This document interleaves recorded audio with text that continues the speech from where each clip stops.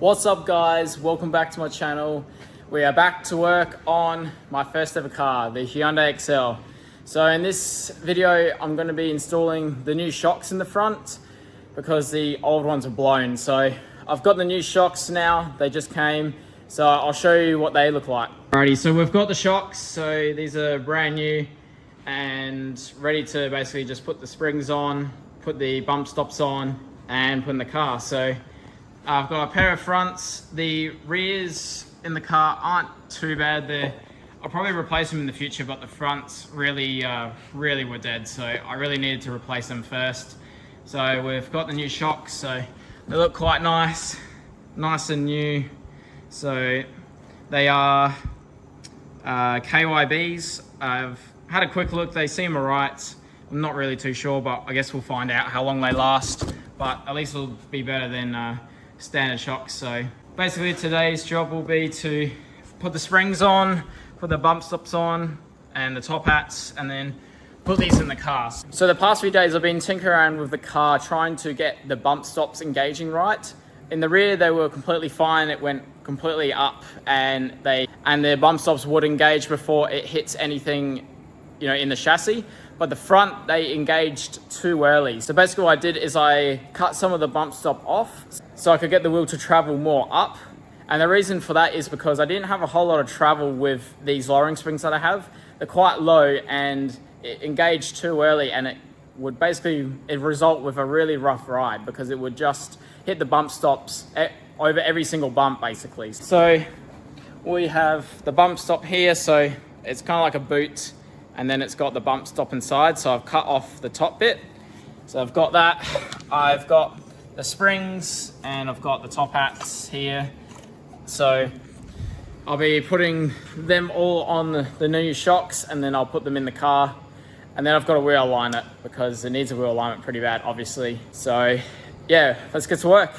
So I had to quickly run to U-Pull-It to get a couple of these spring pads, and then I decided to paint the top hats. So I put primer down first and then I painted them matte black, which I think they came out pretty good. It was still drying here, but then this is how they looked after, which looks pretty good. I think a lot better than before. And then I decided to replace the left outer CV boot since mine was all just split and torn. So I greased up the CV and then put the new boot on. Yeah, that's what the old boot looked like. It was pretty bad. And then it was time to put the shocks together. So I got the left front shock out. Then I put the spring pad on, which I cleaned up and made it look all nice. And then I put the bump stop on, which I cut off about half of it. And then I put the spring on with the top piece to hold the spring on. And then I greased up the top hat just to make sure it's all lubricated. Then put the top hat on and it was pretty much all done. Just had to quickly add the cap. So this is now ready to install in the car. So I installed it. I bolted the top bit in first, and then I had to line up the bottom bolts with the hub. So I lined them up, and I've got a camber bolt on the top so I can adjust the camber. Then put a 10mm wheel spacer on, bolted the brake line on it. So this side was all done. Alrighty guys, we just got the left side done, so it's all in. I've cleaned everything, put the new shock in, and yeah, it's looking pretty good. And I'm glad that I painted the top pieces because they look much better now than before. So we've just got to basically repeat the same process for the right hand side. So I think with a little bit of YouTube magic, we'll get it done. So alrighty guys, we've done the other side now, so the front suspension is all complete. So I think it looks pretty good in there. Yeah, it looks really good. So now I've just got to put the sway bar and links on, and then we can drop on the ground and start wheel lining the thing. So I started putting the sway bar end links on. So I put the two front ones on and also the two rear sway bar links on. And then I put the wheels on the car and also the front under trays, and then put the car back on the ground. And this is my first time looking at the ride height, which looks pretty good. Then I started to dial in the camber. So I did 3 degrees on the front and 1.5 degrees on the back. And then I put the string line up and started adjusting the toe. So I did 1 mil of toe out front and rear. So hopefully that should feel good. Alrighty guys, so we've finished installing the suspension on my XL. So we've got brand new shocks in the front and then half decent ones in the rear. I just took it around the block and it feels not too bad. Definitely the rears aren't the best, but the front shocks feel amazing. And also we have now enough travel where we don't hit the bump stops. So we've got about 50 mil from ride height level to full bump. So it's just enough where you can go over normal bumps and it will just be fine, but you don't want to like brake really hard and then go over a bump because you will hit that bump stop pretty hard. So, but it is really, really good. So I'm really happy with it. And I think the lowering springs that I've got in it is set at a pretty good ride height. I'll show you what it looks like. So the rear, it's pretty good. It's got, 1.5 degrees of camber. So you can see a little bit of camber. It tucks in just a little bit. It's got a 10 mil wheel spacer on as well, but yeah, it tucks in just a little bit so it does clear and not rub into the guard. And then if we look at the front, and then the front is a little bit higher than the rear, which is kind of good because I wanted a little bit more suspension travel on the front anyway.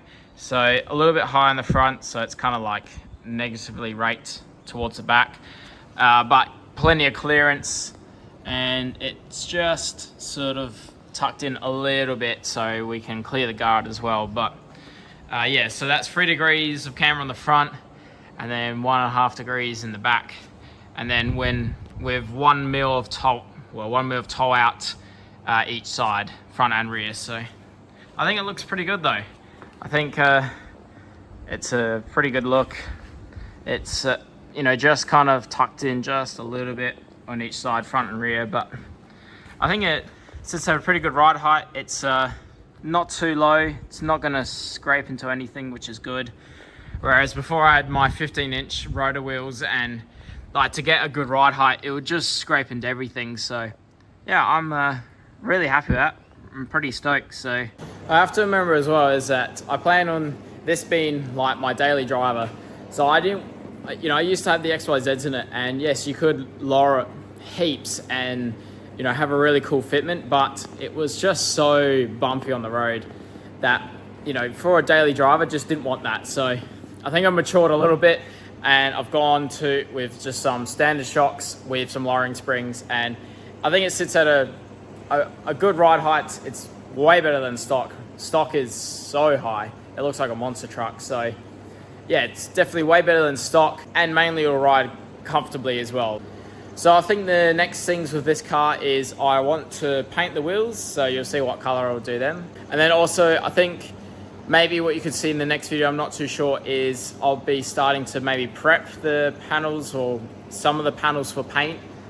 I want to really try and get this car back to black because I just hate it looking like that. It just doesn't look good. So hopefully I can soon start painting this, like the outside, and then painting the wheels. Also, I've got to mount my small new battery that I've got for it. So yeah, plenty more to come with this car.